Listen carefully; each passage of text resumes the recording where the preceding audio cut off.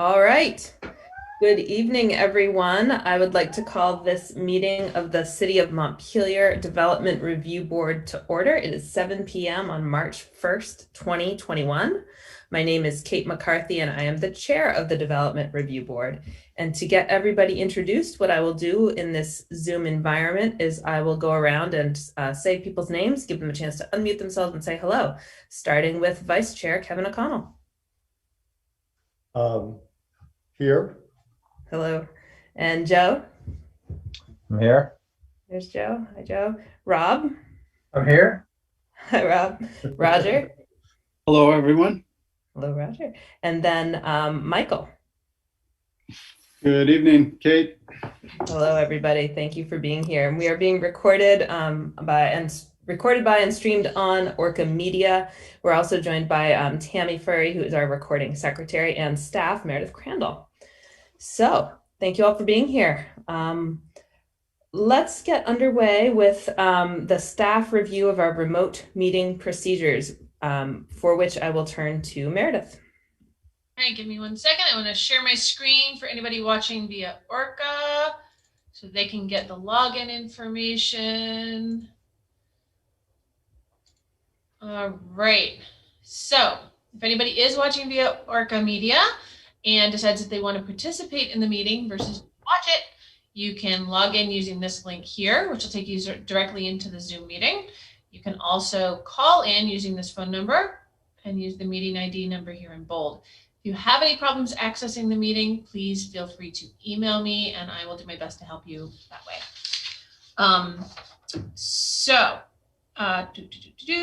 If you're having difficulties once you're into the Zoom meeting and you're using the video conferencing features, you can message me or through the chat function. It'd actually probably send one to everybody, but you can also send it to just me. Asking you to please keep the chats to technical issues and keep any procedural issues or substantive issues to the actual recording. As Kate said, the Zoom meeting is being recorded and streamed live via ORCA Media. Turning on your video is optional. All public testimony will be taken verbally. And please keep your microphone on mute when you're not speaking to reduce background noise. If you're participating by phone, you can use *6 that allows you to mute through Zoom, and we'll actually see the little image that shows that you're muted. If you sign in, if you're not on right now we don't have any members of the public other than an applicant. But if somebody does sign in and wants to talk on a particular matter, let us know what that is when you log in, or I'll assume it's the only application we have on tonight, but you never know. And you can raise your hand if you're on the phone using *9. I'm going to skip over some of that participation information. A quick little thing for anybody watching via ORCA Media. This link here will take you to the city's agenda and meeting materials website, and you can use that page to navigate down to tonight's meeting and pull up all of the agenda materials that were submitted ahead of the hearing, so as of last Thursday. In the event the public is unable to access this meeting, and I find out about it, which would probably be via email, it will be continued to a time and place certain. If you're having connectivity issues, try turning off your video or closing other applications. That will sometimes then let the sound come through better. And again, if you're having screen share issues watching the screen share, you can use this link to get to the same materials that we're all looking at. Please note that all votes taken during this meeting will be done by roll call. I'll now hand this back over to the chair. Very good. Thank you, Meredith. So what I would like to, Meredith, would this be a good time for you to make me host and peek at the other meeting while we're doing the approval of the agenda and the minutes? I should, if there was anybody there in the waiting room, I would be emails from Zoom saying, hey, you have people waiting for you, because that meeting again was supposed to start 5 minutes ago. I understand. Okay. All right. We'll rely on those emails from Zoom to let you know if there's someone in a different meeting. Okay, I'll carry on.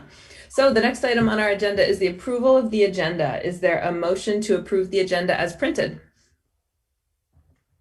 Motion by Kevin. Oh, is that a motion, Kevin? It is. I'm sorry, I didn't realize I was on mute. Yes. That's okay. I saw your hand. And is that a second from Roger? Yes, second. Very good. Is there any discussion? Yeah, I'll call the roll. Kevin?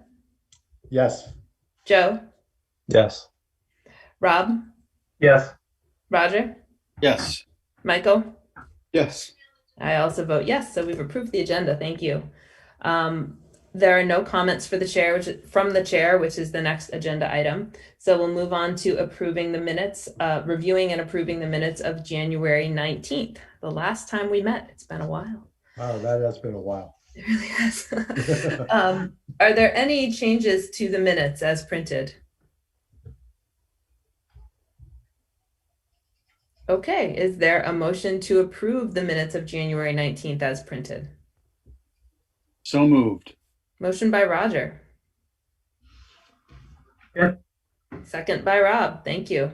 We'll call the roll. Kevin? Yes. Joe? Yes. Rob? Yes. Roger? Yes. Michael? Yes. And I vote yes as well. So we've adopted the minutes of our last meeting.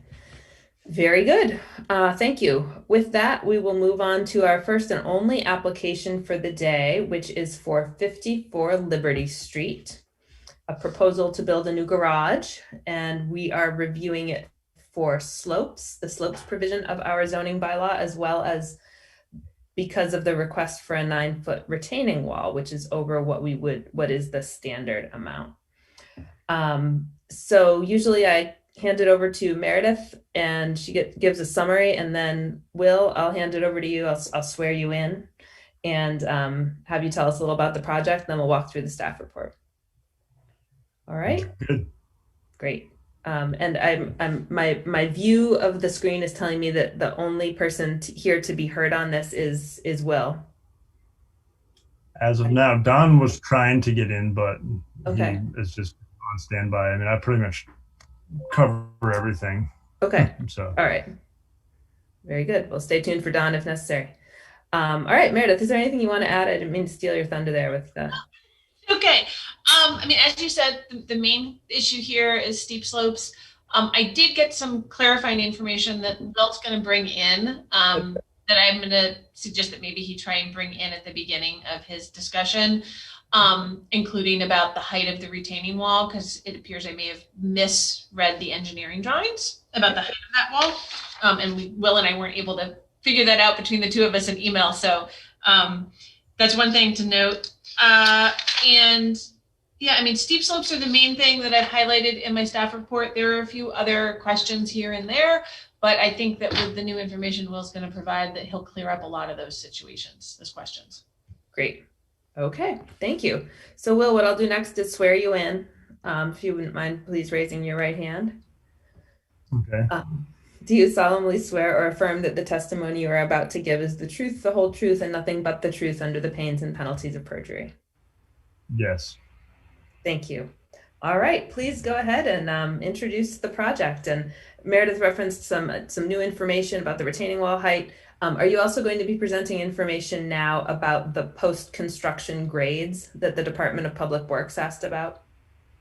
Yeah, I mean, I think there's some of that is addressed in the staff report, that essentially we're sort of really not changing any grades.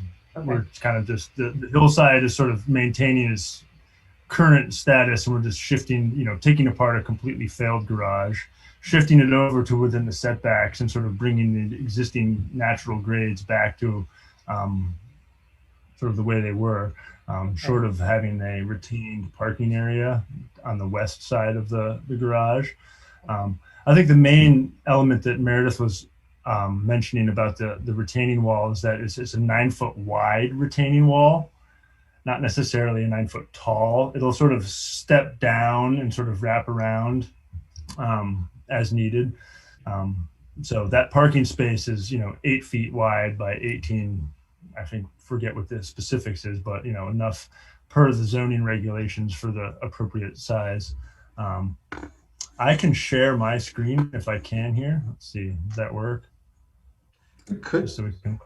That's I fine. just ask a quick question before we can Sure, Kevin. continue? Yeah, is there an existing garage that's going to be Yeah, removed? it is very failed. Yeah, okay, I just wanted to clarify that. Okay, that's it. Thank you. Pretty much tucked right up to the property line. Yeah. You know, the Yeah, is and to the point where the concrete contractor advised me not to stand in there. right. Can you all see this here? Yeah, I just have another question here before we get started. Sure. Do you think that you could send this to Meredith and have her send it around? Just because I did send it to Meredith. Okay. The most recent, you know, there's been a slew of different. I don't know. It just might be easier for all of us to be looking at the same thing when it's not being shared. Yeah, I did email Meredith this, you know, final updated site plan from Grenier. But yeah, it shows the location of the garage. You know, essentially footprint foundation 26 wide by 22 deep. You know, parking for one car. Patio area here, and then yeah, this is the retaining wall area on this side of the property, the west side, whereas this is the retaining wall that will sort of be stepping down to sort of capture that slope. But other than that, you know, as you can see, the sort of the existing grades will sort of be, you know, returned naturally with this retaining wall and then the stepped foundation. So we're not really changing any of the existing grades other than what's necessary for construction. So may I just restate that and make sure I understand it? So the place where the new garage is going is currently sloped, but you're making it flat for the garage. No, it's basically a stepped foundation. So the north side of the garage will be a full full retaining wall, part of the foundation. Then it will step down to be sort of at grade on the front side. This will help you sort of clarify it a little bit better. Okay. You can see the sort of stepped up hillside here. And then this is, you know, a cool conceptual retaining wall showing how it sort of keys into the hillside. So, okay. I believe that the one of the application papers shows the existing condition of the garage and how it's keyed into the hillside. Some existing site photos.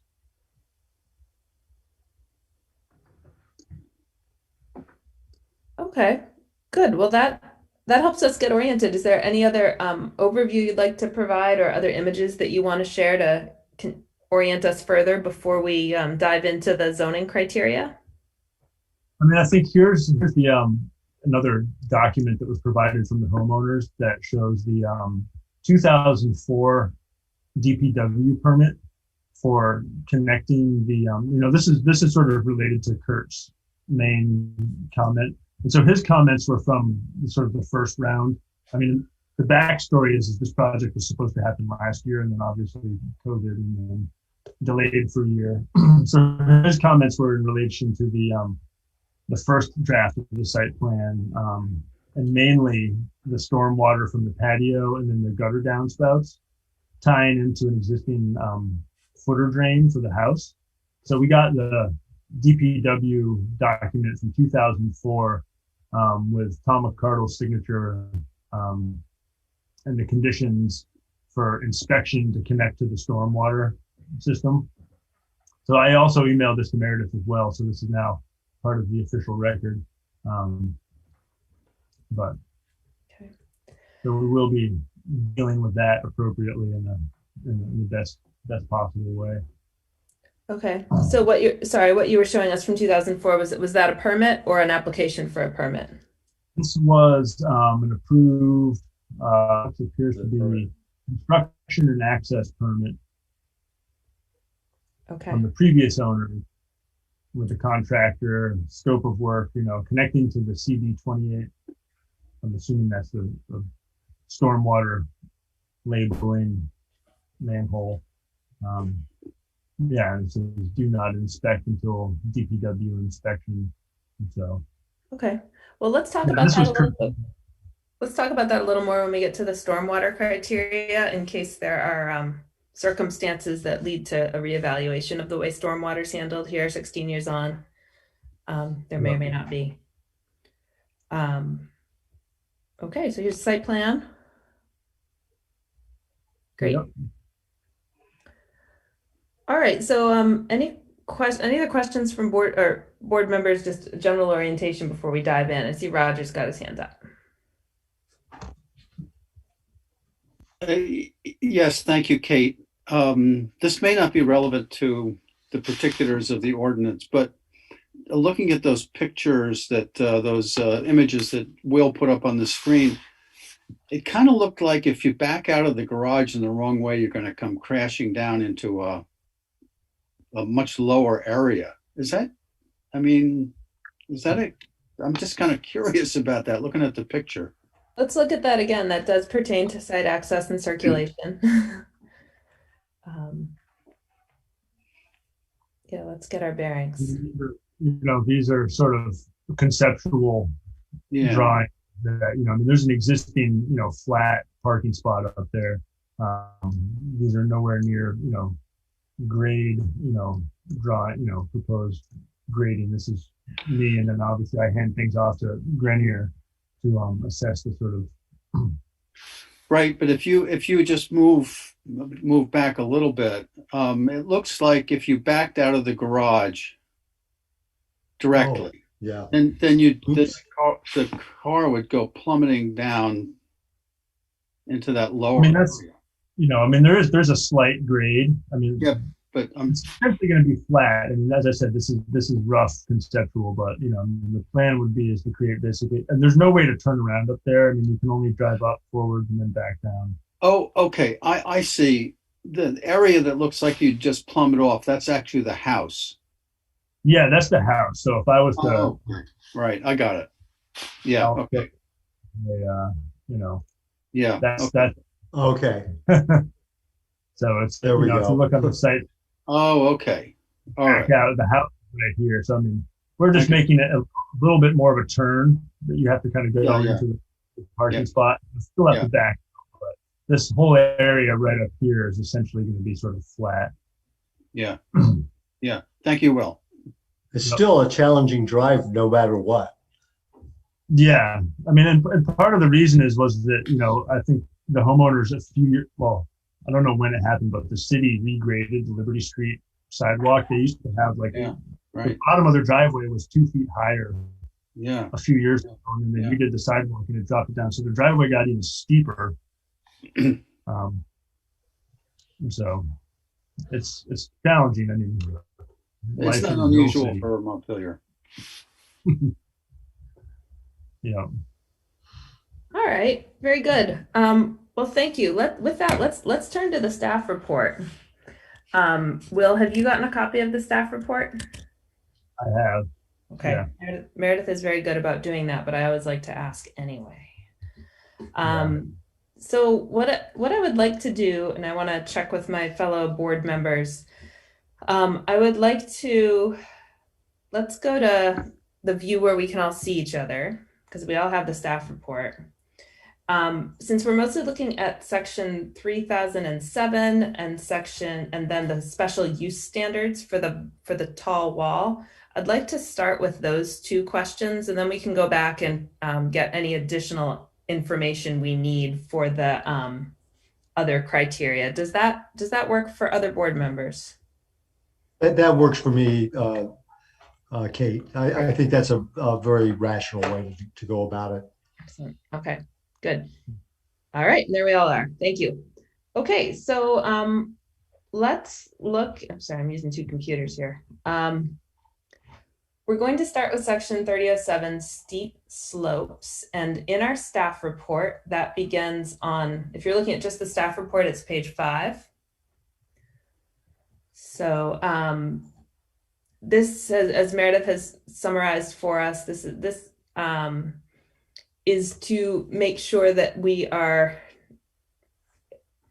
minimizing. We have a few purposes here that we're trying to evaluate: protect public safety and property, minimize the potential for erosion, runoff, flooding, and degradation of water quality, and avoiding the increased cost of providing service to remote or difficult to access land.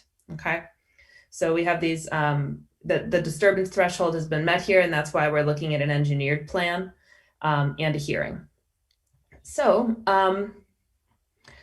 the comments from Meredith on page 5 were the issue that I brought up earlier, which is that the proposed contours for after construction were unclear in the drawings as they were understood when submitted. But we've just talked about that. So I wanna check with board members to see if you have questions about the contours and the impact on the contours going from today's state with a garage all the way scooted up to the property line to the proposed state with a garage scooted in a little bit. I forget the word you used, with a stepped foundation on the east southeast side of it. So just everyone have a look at the diagram. Are there any questions about what we're looking at for change in grade? So just to confirm again, there's no grading in the driveway. Well, as The initial plan had proposed contours on the driveway all the way out to the road. But I guess that's not happening, and so it's just the garage area where we're having grading. Is that correct? I mean, there is still a plan to sort of like take just a slight, try to like get a ever so slightly less steep incline from the street, you know, because as I said, you know, when the city dropped that sidewalk 2 feet, it made their driveway significantly steeper to the point where they can't access with a trailer hitch, you know, bike rack or whatever. So basically it's just like an ever so imperceptible, just like slight steepening of the driveway. I mean, that's still part of the plan. And does that process involve digging up the driveway and putting it back down again, or what are we looking at in terms of disturbance? It's a very, very subtle sort of scraping of the surface off. You know, there's basically just like a little high point like up towards the house is really the only thing you can actually do. Having looked at it with a variety of excavation contractors, you know, there's, you know, before you get, I mean, it's merely almost superficial to a certain extent. Just to make it slightly more user-friendly, you know, because you can't obviously take it down to the point where it's flat, because then you'd have this 12-foot wall next to the house of some sort of issue that you're dealing with. All right, so the next question that popped up in the initial review is DPW's concerns with the erosion prevention and sediment control plan, the EPSC plan. The question is, what specifically is proposed for erosion and sedimentation control, and where? And it says no proposed contours are shown around the garage or the patio. We've discussed that and figured that out. The plan, we want to know more about potential stormwater impacts based on the design. So maybe you could talk a little bit about that, Will. I mean, I think, you know, for the most part, you know, as I've mentioned, is that, you know, essentially we're not necessarily changing any of the existing slopes. We're just kind of shifting the building over and keeping this hillside kind of as is for the most part. I mean, there'll be some very minor elements of change, you know, and very micro detail. But I think the biggest thing that, you know, having spoken with Kurt, was really the concern of the stormwater from the roof tied into the gutter system, and then the patio. And his concern was whether or not, if we link those drainage systems into the existing footer drain of the house, that he wanted to make sure that that was going to the stormwater system and not the sewer system. So we were able to clarify that with the permit, the DPW permit from 2004. So, I mean, that's in terms of the sort of, you know, the long-standing stormwater issues. And then, of course, during the construction, we'll be following all of the sort of state of Vermont erosion and sediment control for excavation, you know, in terms of silt fence around the construction site. There will be a little bit of a challenge in terms of the driveway, you know, in terms of vehicular access up and down. I mean, obviously, they're not going to be using it while it's under construction, but in terms of, you know, construction vehicles, that, we'll have to deal with a very small, just driveway width area that, might be like a removable erosion control silt fence, compost socks, straw bales type of element. But the majority of, anything that's ground area will be staked in and dug proper silt fence. And Well, I think the first, like I say, the first site plan that Don provided had the details in terms of how that is done. Okay. what is the finished surface material proposed to be? For the driveway, Yes. ideally they would like to pave it. That would be the plan. All right. And And I guess where I was going with that is, wouldn't that create more of a stormwater issue? Rather I mean, than, in terms of, yeah, I mean, technically, I mean, I think, from a practical standpoint, whether it's like a crushed stone stay mat driveway or a Right. paved driveway, essentially still counting as an impervious surface. I mean, short of, I can't really think of anything that you would want as a driveway that would technically be permeable, especially on a slope of that nature, so, whether it's, a final sort of crushed stone finish or pavement, it's still going to be impermeable technically. and what are the height, what's the highest height of the proposed retaining wall to And the, yeah, I guess what I was getting at, when let's you wait look on at the some, retaining wall, but sorry, finish your thought, Kevin. We'll get into yeah, the I'm just putting it out there so we can consider it. Is there a potential for creating a hazard for a kid or something that's playing in the area, falling 12 feet onto a paved surface? No, I mean, I think the highest that's going to be is, it's going to, so, the north wall of the garage will be the highest sort of start point of that. The actual because the retaining wall is going to be, part of it is the garage, retaining the north slope of the hill. And then it sort of comes out past the garage, steps down. So it'll start stepping down from probably 7 feet pretty dramatically, and then it'll sort of curve around.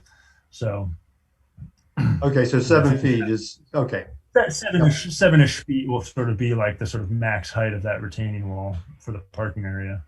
Yep, okay. All right. So I have a question, a follow-up question. You're saying that the grade is not being changed significantly, but I feel like once you put a building where there wasn't one before, isn't the water going to move differently across the Yes. site? That was where I was going. Well, there is a garage already there, so it's essentially not going to be acting that much differently than it currently is. And there's no gutters on the current garage. And we're going to have, obviously, any sort of, upslope water that's coming down to the back of the garage will be, sort of hit the foundation and go down into the perimeter drains and then go to the stormwater system. So really there's, and even anything that comes down from the existing slope, and then it will land on the patio and then go into, as Don specs there, there'll be sort of a, what does he call it technically? A yard drain? Yes, the yard drain. So anything to the sort of east of the garage will come down and sort of hit that patio. I mean, currently it just comes down and saturates into the yard or does whatever, So, I mean, you have the sort of proposed and the existing site plans that I provided, correct? So, I mean, essentially we're just taking a smaller garage away and then shifting a slightly larger garage over to the east a little bit more. So, Yeah, I know as constructions projects go, it's a pretty minor thing, and it's pretty much like no real net change. But I guess I'm pushing a little bit to try and understand, because when it comes to water flowing down a hill, 6 feet matters. Yep. So I just want, Yeah, I know what you can see. I just trying to make it visual for others. Yeah, there will be some change, from what's currently there to, the sort of proposed. But ultimately, I think, based on my experience, building on some steep sites in Montpelier, as well as, Don's perspective, he just lives down the street. So, he and I have been on site a couple times. he doesn't see it necessarily as a major issue. Okay. As I said, obviously, following best practice for, during construction, and then making sure that we deal with, any kind of more long-standing stormwater issues. Okay, so I think I just heard you say that you're adding stormwater treatment in several places on the site where none currently exists. So we are seeing a net increase in the amount of, what do they call it? Infrastructure to treat stormwater. Is that accurate? So it's going to be Okay. better than now. The plan will be it'll be better suited to handle any sort of surge events or whatnot compared to the current situation. Okay. Great. Okay. Good. So I keep saying we're going to talk about steep slopes, and then I talk about erosion and stormwater. It really all knits together as we go through the criteria. So we're flowing like water. So what we're going to do next. What's that? Think like water is the first lesson for a good builder. That's right. That's what my dad used to say about our dirt road when he was in charge of plowing it. All right, so we are going to next do our next task, which is to consider the bottom of page 5 in our staff report, consider the extent to which the proposed development conforms to the design standards established in section 3007H, requiring that development on steep slopes shall be safe and not have an undue adverse effect on slope stability. The development shall therefore be designed to. So we're going to go through these criteria. The first one is to limit the amount of disturbance, clearing of existing natural vegetation and impervious surface in order to minimize potential for erosion, stormwater runoff, flooding, and water quality impairment. So we've just talked a lot about that. Do board members have any more questions or clarifications on that one? No. Okay. The next is that we may not create slopes steeper than 30%, and the diagrams show that none are being created because that spot where the parking space is going is where the building used to be, right? So no new digging out to make that. 3, preserve distinctive natural features, the general topography of the site, and existing natural vegetation. I guess we haven't talked too much about vegetation. Could you just tell us very briefly, Will, is there vegetation? Is it being removed? Are things being replanted? Yeah, I mean, there's a few trees that will be taken down sort of to the north of the existing garage that just there's no way to be able to sort of keep them in terms of proper excavation for the size of the footings that are going to be on that north wall.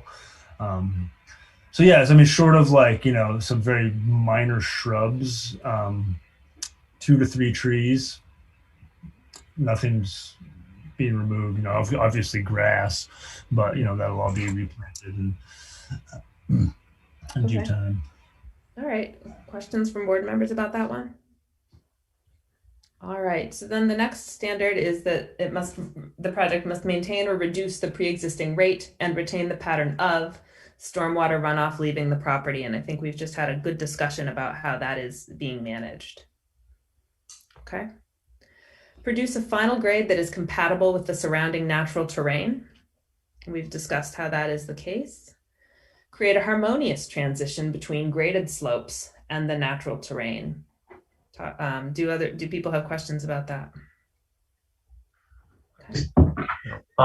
Yeah, Rob. Yeah, I think it's really just checking a box in the steep slopes regs, but showing the proposed contours in the area of the retaining wall. I'm just not really seeing them unless I'm missing something on the new site plan here. Let's take a look. Right, so what you're looking at is the, are you looking at on the left half of the parking space, we see some contour lines, and on the right half, we don't. Is that what you're referring to, Rob? Right, and I just didn't know if there was any grading that's going to happen on the other side of that wall, on the west side of the wall. Maybe we'll, yeah. Yeah, I mean, there will be, the hillside returning into that stepped, I mean, the looking at the site plan, provided by Grenier, it makes it look significantly more dramatic than it actually is in reality. The last time I was up there with Lucas Gendron looking at the foundation, it was much more modest looking. But yes, we will be, just to sort of pop you back in here, that you're saying this area right here, coming into that stepped wall, correct? Oh, can you share your screen so that you can show us with your? I didn't hit the share button. There we go. I had it selected, but this area right here is what you're concerned with, Rob, right? Yeah, I mean, yeah, I mean, I think that, and then also the same thing on the other side of the garage. Yeah, I mean, it's essentially just the sort of, just keying into the hillside, sort of, the existing slopes. We're not necessarily going to be changing them. It's just kind of tuck the building in, and the slopes in their natural form will, for the most part, plus or minus, some detail, but, we're not necessarily creating any new slopes. It's just, we're just, the hillside, the building is going tucked into the hillside. Well, a related question that I would have is on the east side of the stepped retaining wall, which we're looking at. Thank you for pulling that up. I can't quite describe what I'm looking at, but it looks like, if I'm reading my contours right, can that be erased on the final plan? Because it looks like it's hilly on the left side of your car and flat on the right. Yeah, that's definitely something I can bring up with Don. Thank you. Yeah, because that's going to be flat. Yeah, thought so. There will be weird slope parking area. Right. This isn't an off-road vehicle dealership where we have to show what the car can do in the lot. Yeah. More keep our car on flat ground wherever possible. All right. Yeah. Thanks for tidying that up. That would be helpful. Yeah. So basically right there. But yeah, essentially, I mean, the hillside is just going to sort of die into that stepped wall right there. Same on this side as well. Great. Does that Yeah, answer? I mean, I think on the other, since you aren't really creating any contours, I think it'd be helpful to maybe show some more elevations on that wall, because that is essentially your proposed contour. All I'm doing is, it seems like a good project. I'm just looking at the regs for the engineer plan report, and it's, number one is existing and proposed grades, just to make sure that for consistency that box is effectively checked. Yeah. Yep. Nope. Thank you, Rob. That's a good eye and important detail. And if someone else comes back to work on this in another 17 years, the discussion has been captured. That's important. Great. All right. So let's move on to the next standard then. Avoid creating continuous unbroken slopes or linear slopes. We've shown how that's done to a minimal degree. Contour graded slopes by varying the slope increment to produce a final grade that undulates both vertically and horizontally. And I think we've shown that is the case. Does anyone have questions about that? Nope. Okay. Vary cut and fill banks and terraces to produce a final grade that has visual interest and allows for naturalistic landscaping. No cut and fill banks or terraces are being created. Consider the use of retaining walls and terracing rather than cut and fill banks. And indeed, that has been considered at the back of the garage, as well as to the left of the west of the parking spot. Vary the pad elevations on sites with multiple structures, not applicable. Provide roads and drives that follow existing contours. We're not creating new roads. Use compact building forms or multi-story buildings to minimize building footprint. This is a compact form for a garage that mimics the existing one. Split or multi-level building forms, not applicable. So that brings us through our steep slopes standards. Are there any last questions? We've had a good discussion. I appreciate that. Are there any other questions about those standards? No. Okay, great. All right, thanks everybody. So that was one big thing. Let's move then to the special use standards, and our evaluation of the special use standards begins on the bottom of page 8, top of page 9. So we haven't encountered special use standards too much as a group. So I just want to remind you and those who are listening that the special use standards are supplemental requirements that come into play when a particular use is proposed in any zoning district. It's the standards are about the use, not about the location of where it's taking place. So in this case, the special use that we're talking about is a fence proposed to be over 6 feet high. And that fence that we're talking about is the retaining wall over by the parking area. And Will, I think you said to us that it's 9 feet wide, but you expect it to be about 7 feet tall maximum at its highest. Well, I think you're on mute, Will. There we go. I think it's hard to say exactly like the precise site, and a lot of it has to do with sort of how the sort of final grading behind that on that north wall will be. But essentially, here, let me.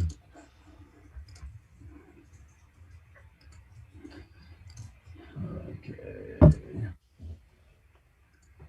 Whoops, wrong one. Are you seeing the right screen?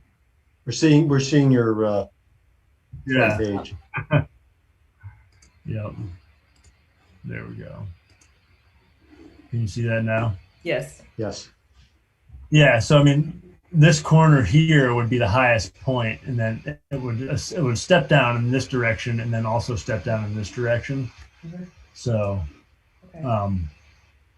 What do you think would be the maximum, or I mean, there must be a range within which you expect this to fall. Could you let us know what that expected I would range say is? between 7 and 9 in height. Hard to say. I mean, it's engineered to be a 9-foot wall in the back of the garage. Mm-hmm. And whether it steps 2 feet right at this corner Mm-hmm. down to 7 and then steps down and wraps around, or if it comes out 2 feet at 9 feet and then steps down to 10 feet. Those details are somewhat verify in field. It's engineered to be 9 feet tall all the way across if it needs to be. But I doubt, based on my observations of the existing site conditions, that will be the case. Mm-hmm. So it's going to be a very height wall going from starting at 9 and stepping all the way down to 0 over the course of 16 feet, 9-foot linear, and then another amount of lineal space. All right, thank you. So the thing we need to find as a board is walls shall not exceed a height of 6 feet unless approved by the board under the regulations for buffer. Sorry, I need to pull up the standards here.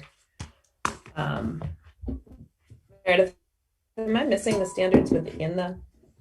So on page 9 of the staff report. Yeah.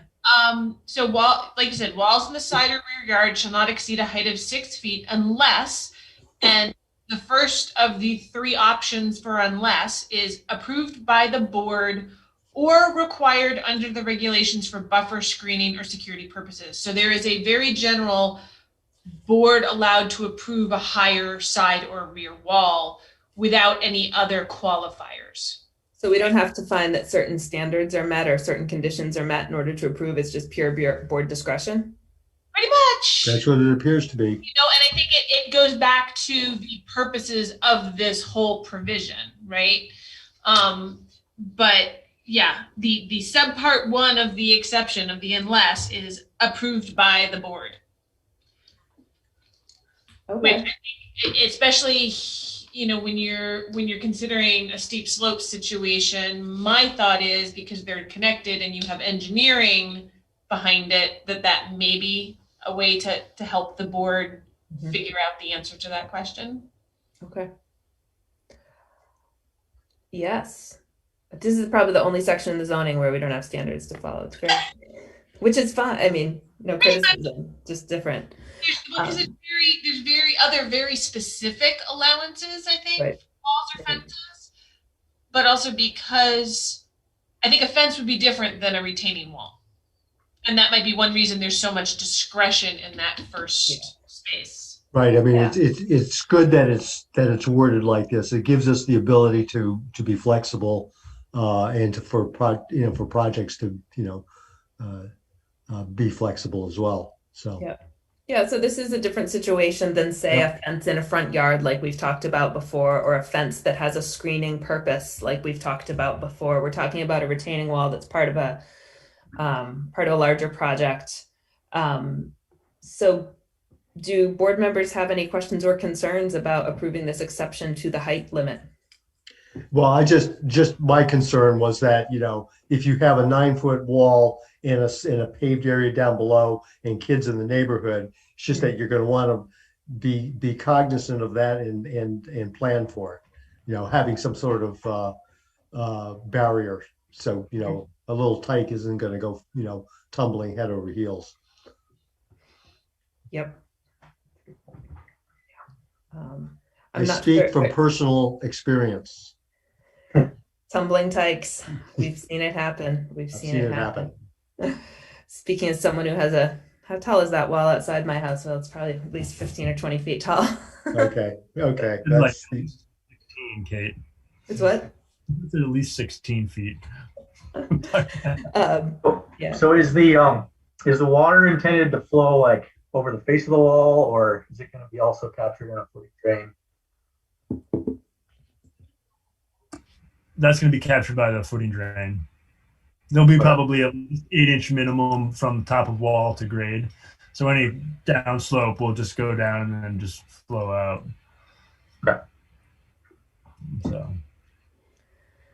All right. Well, I think we can see how this wall at its increased height serves the project. Is there anything else we want to discuss about this? No? Okay. We won't spend any more time there than necessary. Great.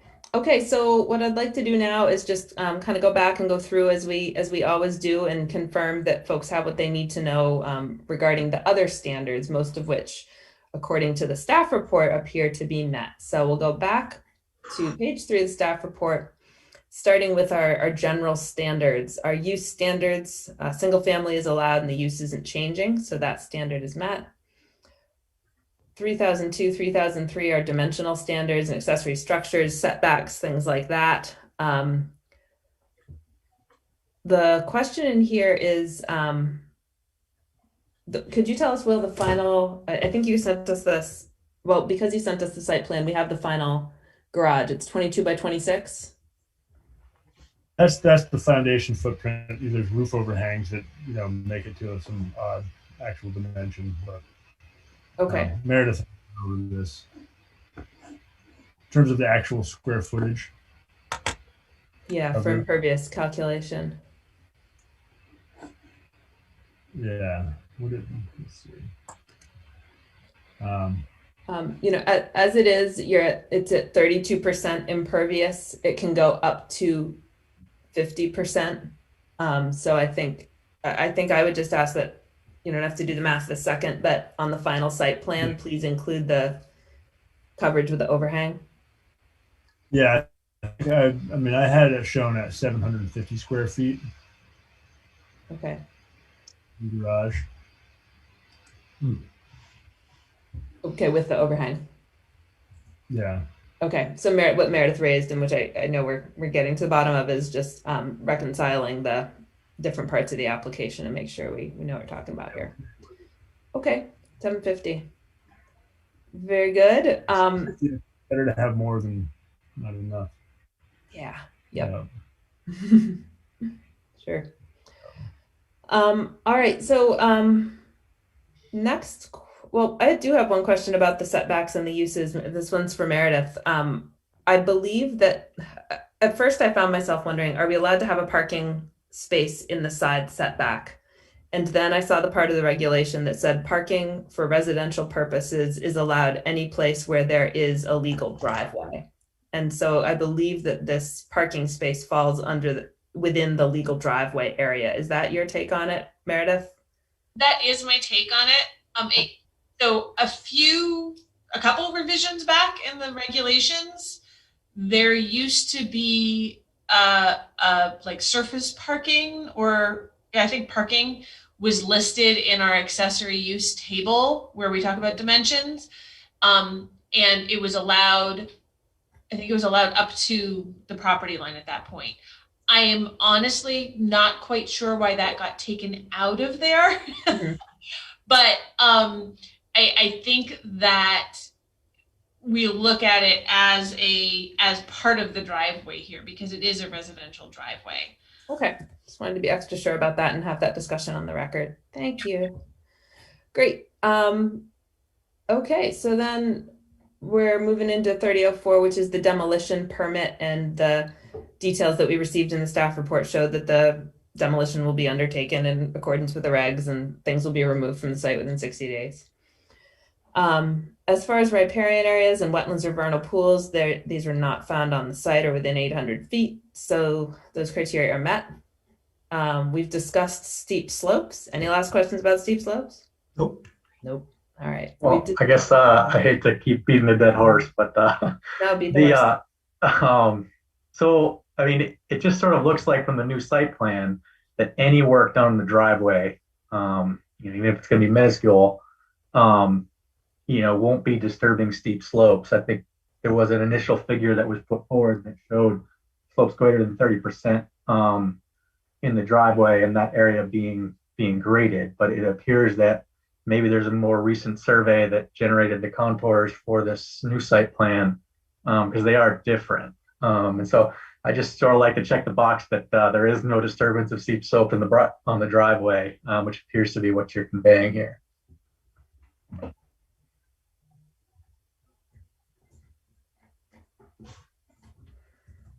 Gotta keep remembering that button. Grenier was out there recently doing some field surveying to sort of reconcile the LiDAR data with what was actually, which is a little bit, I'm not sure in terms of if they did, because Don did do some driveway sort of proposed grading. I mean, I think whether one of the site plans that you have, not the most recent one, he had some more accurate detail, but yeah, I mean, as far as the steep slopes and looking at the original slope map, it does show some steep slopes on the driveway. Do you think it would be possible to have that integrated into the plan documents, the site plan? Any new information about driveway slopes? Yeah, I mean, I think we can get that.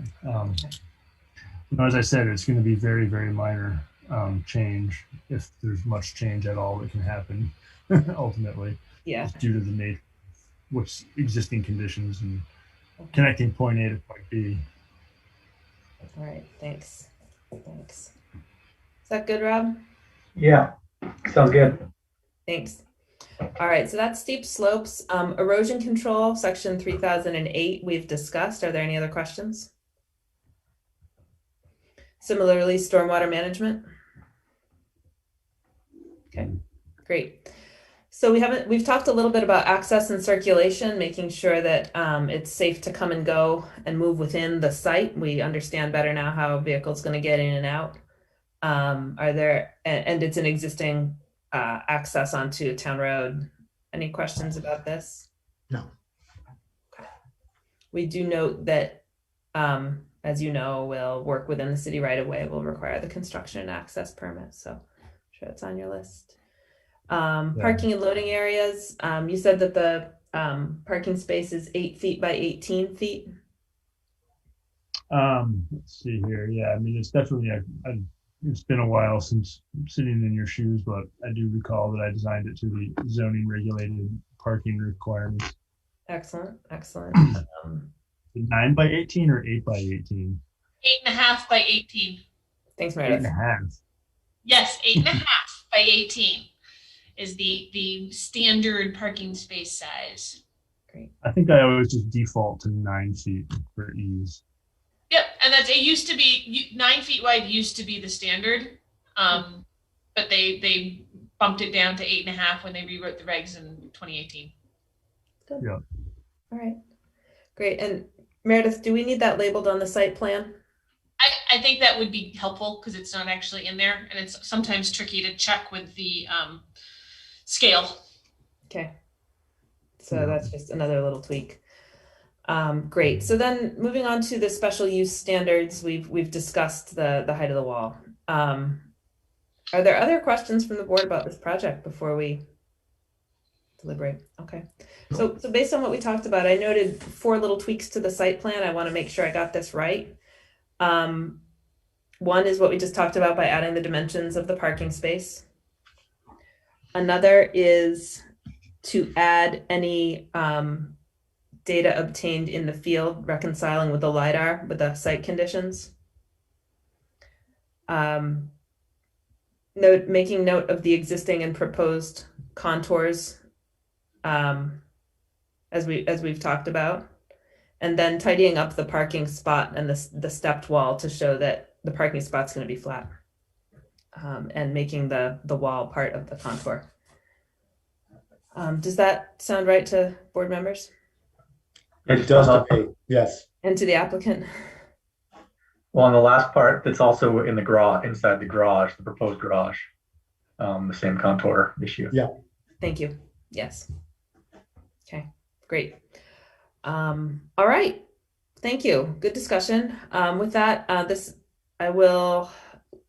we have been as we've been working on Zoom, during our time working on Zoom, we've been deliberating in a closed deliberative session, and we've been doing that for all applications, regardless of how simple or complex they are. So when we move into deliberative session, it is not a comment on the quality or acceptability of the project. It is simply our process until the end of DRB by Zoom. Nor the complexity of the project, I would also add to that. That's right. Because typically with the old protocol, if it was more complicated, then can simply be ascertained at the public hearing. We would vote on it in open session. That's right. Yeah, that's right. We hope to return to that at some point soon. So with that, I will accept a motion to close the hearing on this application. I always get this wrong, don't I? To close the public portion of the hearing on this application and move to deliberate in deliberative session when the public meeting is adjourned. Is there a motion to that effect? Spot on, Kate, and I'll make that motion. Thank you, Kevin. Is there a second? Second. Second from Rob. Is there any discussion? Okay, I'll call the roll. Kevin? Yes. Joe? Yes. Rob? Yes. Roger? Yes. Michael? Yes. And I also vote yes. Very good. Thank you. Thank you very much, Will. Good to see you. And we'll have information in written form when the decision is written up as soon as we can. Okay. All right. Good. Thanks. Thanks. Have a good one. See you later.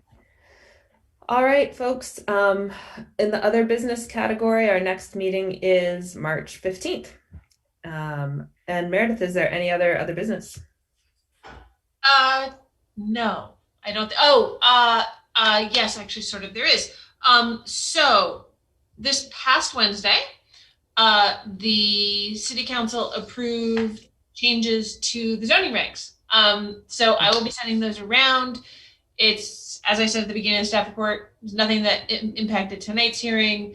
The changes in large part had to do with tidying up residential zoning uses. We had to make some changes to anything to do with accessory dwelling units due to some changes at the statute, the state level. And while we were doing that, we just cleaned up some definitions to make the different categories of residential uses clearer, so that, and also to avoid places where we had gaps where, like, we had some special uses defined in chapter 310 that weren't listed in the use table, and it wasn't clear maybe how you looked at them for density, or it wasn't even clear what zoning districts they were allowed in. So there's been a lot of tweaks to fix that. And there are a few other adjustments. I will be circulating a new copy of those regs, but I'll also send you the final summary that is a red line to show exactly what things were changed. Great. Don't think it's really going to change our jobs that much, other than it'll make it easier on the administrative end before it even gets to you to figure out where things fall. Meredith, can you just quickly summarize what the state changes were that impacted the effort to change ours? So the state changes had to do with accessory dwelling units. Yeah. And not allowing, barring certain restrictions. So we had to change, I think it was the minimum size or a max size for an accessory dwelling unit. I can't remember it all because Mike leads those. Mm-hmm. Okay.